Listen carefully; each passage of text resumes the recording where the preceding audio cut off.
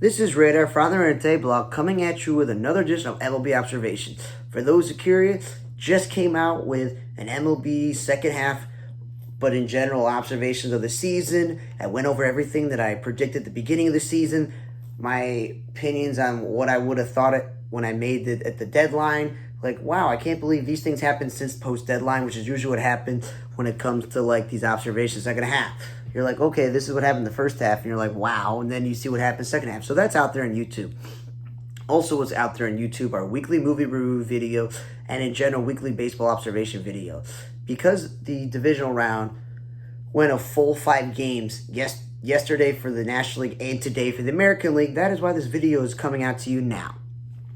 So Detroit, their Cinderella run has come over because they, despite having Olsen and Manning and Kenta Maeda on their 40-man roster, left them off the roster, and they had to do bullpen games, and they used very heavily their relievers. A lot of young relievers, and the innings caught up to them eventually. So they did a lot of that. One thing I don't understand is Carpenter, who is their DH, who's a terrible defensive third baseman outfielder. He's not very fast. Batting him in the 1 or 2 spot, or this Malloy, this slugger, who they've also DH'd, those guys don't make sense leading off. It really does not work that way. And Vierling, I thought he would be not used as much because they had the rookie Young and they had McKinstry and Ibanez, but they played him a lot of third base, and he's not really a third baseman. And he actually played some first base late in the game, which was interesting. Batting second is cool, but third, he's not a power hitter. Parco Meadows led off once or twice, but outside of that, he batted like 7th or 8th. I'm like, okay, there's really offensive value batting 7th.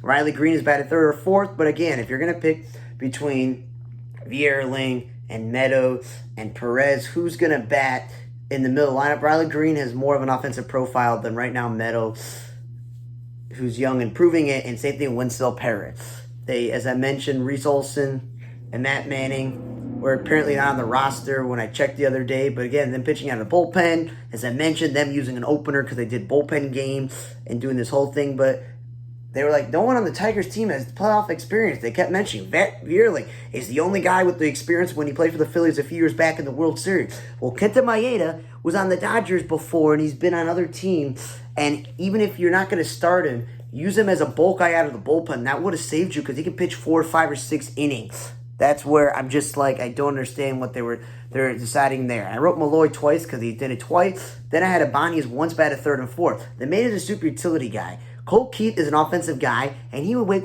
way more sense. And then if you want to improve your defense later in the game, do you know what you do? You start Cole Keith at second base, and you then replace him with Ibanez late in the game. You take out whoever you need to take out, and Matt Vierling comes in and plays the outfield. That is what I'm thinking. Like, that would make way more sense. And Perez, again, 50, he's not a middle lineup hitter. Cleveland. Stephen Quant, perfect leadoff guy for them. Fry and Manzardo are not 2 hitters. Like, literally, they're splitting the times at DH, and I think Fry should be getting every opportunity because he was an all-star this year, and he came up with clutch hits through his whole entire series. Not just home runs, but the suicide scoop he's never done before. And then Link Thomas batting 4th or 5th. Like, what is the point of having Josh Naylor on your team if he's not going to be the cleanup hitter right after Jose Ramirez? Because obviously you can't bat both Jimenez and Link Thomas second. One guy's got to bat second. I wouldn't even have a problem if Will Brennan, who got 1 start in right field, batted second. If you decided to move Rocchio up to the 2 spot instead of the 9 spot because he had a bunch of singles, he made a lot of contact. And also that they're continuing need of playing those infielders in the outfield. If you batted one of them second, that made sense. But a middle lineup that has them 5th and 6th doesn't make sense. They even moved Jimenez to 8th, which I think is a little bit too low. And because then Noel, they call him Big Christmas Tree, is a big slugging outfielder. Like, he should be in the lineup because... And then Bo Naylor when he starts a catcher. Like, those are guys that are out there for their offense and power and their RBI. That's what makes the most sense. And Noel played some right field instead of the silliness of him playing first base this year.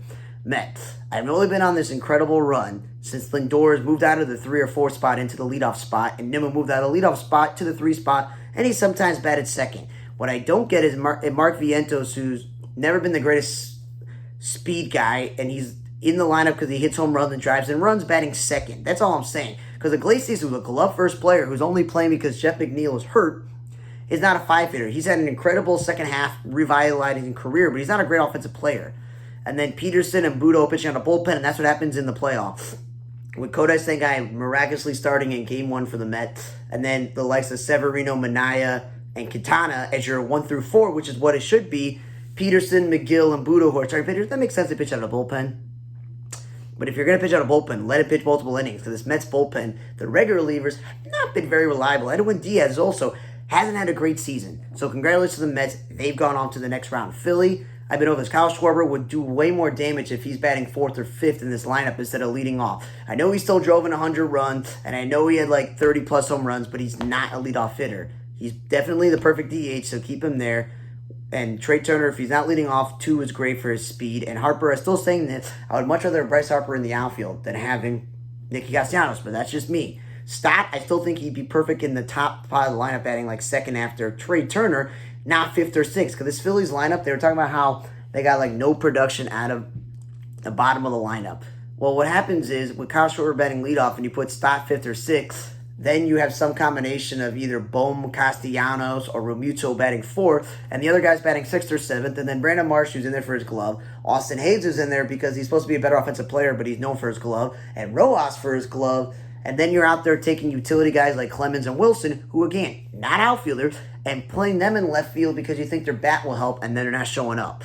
That's all I'm saying. It's just the lineup, the construction, it came back to haunt them. They couldn't hit. Because pitching-wise, Nola and Wheeler, Suarez, and Sanchez pitch great. They have some all-star caliber relievers, and they pitch well, but it was the offense. Royals.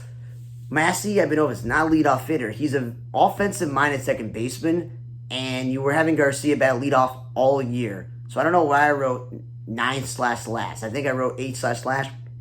I still think that Garcia and Massey would be very productive in the middle lineup. Witt, don't move him to leadoff or third. Perfect as the 2-hitter. Just keep it there.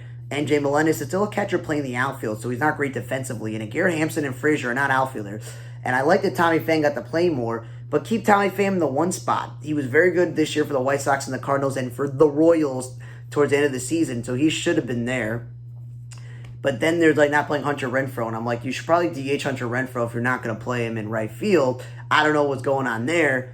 They were DHing Vasquetino one day or Gurriel the other day, and Gurriel was a nice pickup when Vasquetino went down, but still I'd rather have Hunter Renfroe, who has not been a backup or didn't play in the major leagues for a while until Gurriel came up in this way. And then Lorenzen and Bubic, both starting pitching on the bullpen, but I'm guessing the rotation of Reagan, Singer, Waka, and Lugo is set. So Lorenzen, who's been a starter and a reliever, pitch on the bullpen, and Bubic, who's coming off major surgery, who has been very clutch for them pitching on the bullpen. And then the Yankees. Gleyber Torres is not a leadoff hitter. We've been over this. Judge is not, I don't know why I wrote Judge. I meant to say Soto is not a 2-hitter, and Judge should be batting cleanup in this lineup, so Stanton's batting 5th, because Soto's a perfect 3-hitter.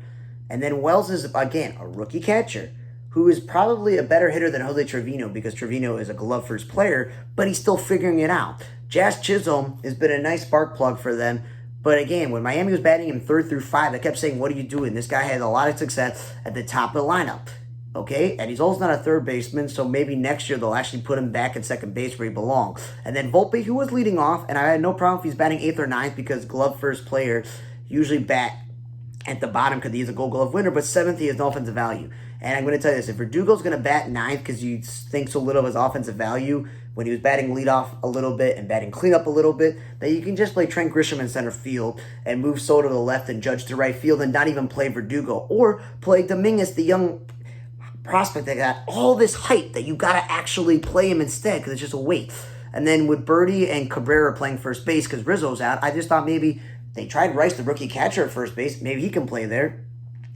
I'm just thinking to myself out loud that, like, Birdie is a natural-born second baseman who's played a lot of third base and shortstop and miscast in the outfield, and Cabrera is a natural-born shortstop who, because he can't play shortstop or second, I still don't have an answer of, like, what's going on. Like, where's DJ LeMahieu? Is DJ LeMahieu hurt or not? That's a question I'm going to have to answer when I'm done with the notes here, because I don't want to lose the notes coming up on the screen, but it just makes no sense there. And then Luke Weaver has become the closer for them after owning into spring training as a starting pitcher, and then when they got Stroman, he didn't make it.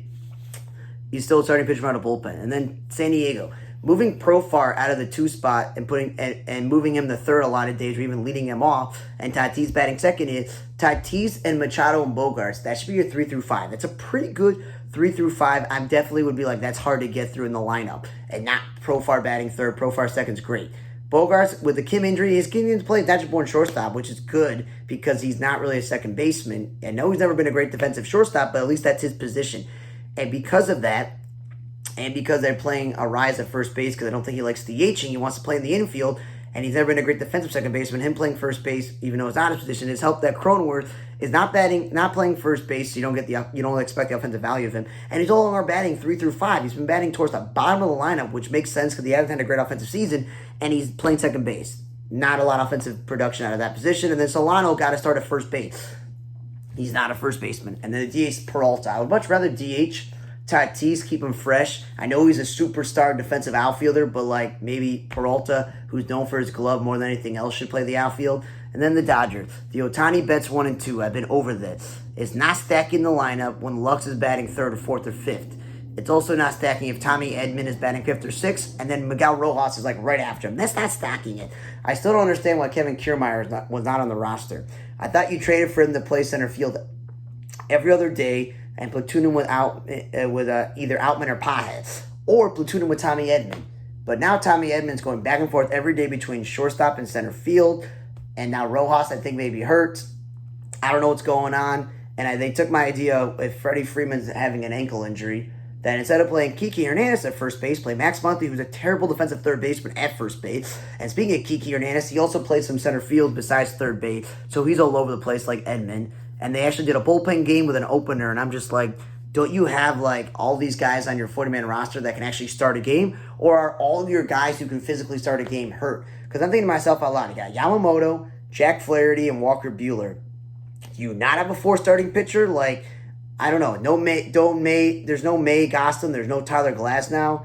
Is Bobby Miller and Gavin Stone both hurt? Because I know Clayton Kershaw's like ruled out, but then you got Brett Honeywell, a national born starter, asking to go 3 or 4 innings. I don't know about that, but that's where I'm just confused. If the Dodgers think they're going to win a World Series doing a bullpen game when literally they definitely need the 4th starter if they're going to want to win anything. That's all I'm trying to say.